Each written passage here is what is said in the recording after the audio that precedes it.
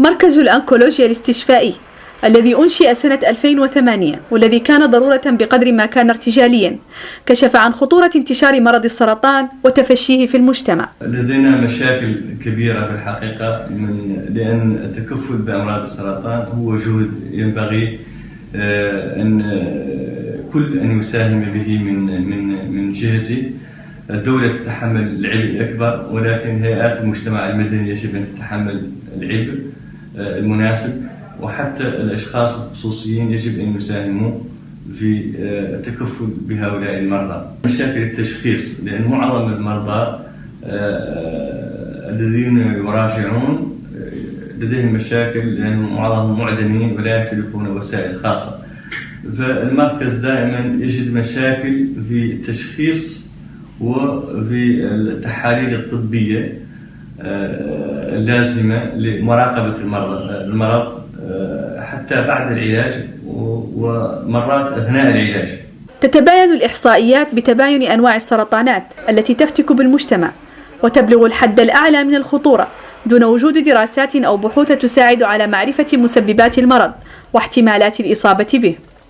تقريبا النسب متفاوتة، ولكن لا توجد نسب دقيقة بشكل كبير، ولكن النسبة دائما بالنسبة لسرطانات الثدي ما بين 30 إلى 35% تقريبا، وسرطانات عنق الرحم حدود 20 إلى 20%، ولكن لا توجد أرقام دقيقة يمكن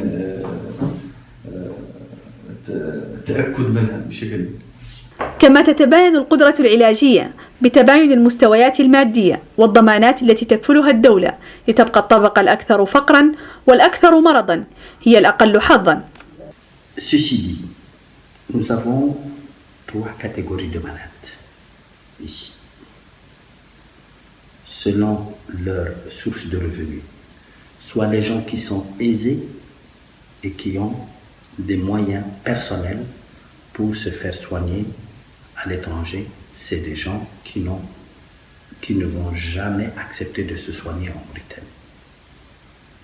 Un homme d'affaires, par exemple, qui a de l'argent, si il lui arrive d'aller à l'étranger pour arracher une dent, à plus forte raison, s'il doit enlever une vésicule, si on lui parle d'un cancer, c'est sûr qu'il va prendre le premier avion pour partir. Ça, c'est la première catégorie. La deuxième catégorie, c'est des gens qui ont ce qu'on appelle la CNAM, c'est-à-dire une sécurité auprès de la Caisse nationale de l'assurance maladie. Donc, c'est des fonctionnaires qui bénéficient de ça, de cette assurance, et ils feront tout, en tout cas, pour bénéficier d'une évacuation à l'étranger. Bien que, théoriquement, le Conseil de santé doit s'y opposer quand ce n'est pas nécessaire. Mais la réalité est tout autre chose. Restent les populations qui sont démunies, qui n'ont rien. Donc, ils vont devoir faire avec ce que l'on a. Malheureusement, ces gens n'ont même pas de quoi prendre leur billet de transport. في ظل صمت أصحاب القرار ونقص فرص التداوي، سواء بنقص الكادر الطبي المؤطر أو قصور السياسات الصحية، ترتفع نسبة الإصابة بالسرطان لتدق ناقوس الخطر، ويبقى المرضى أسرى مواعيد طبية لا تقدم ولا تؤخر.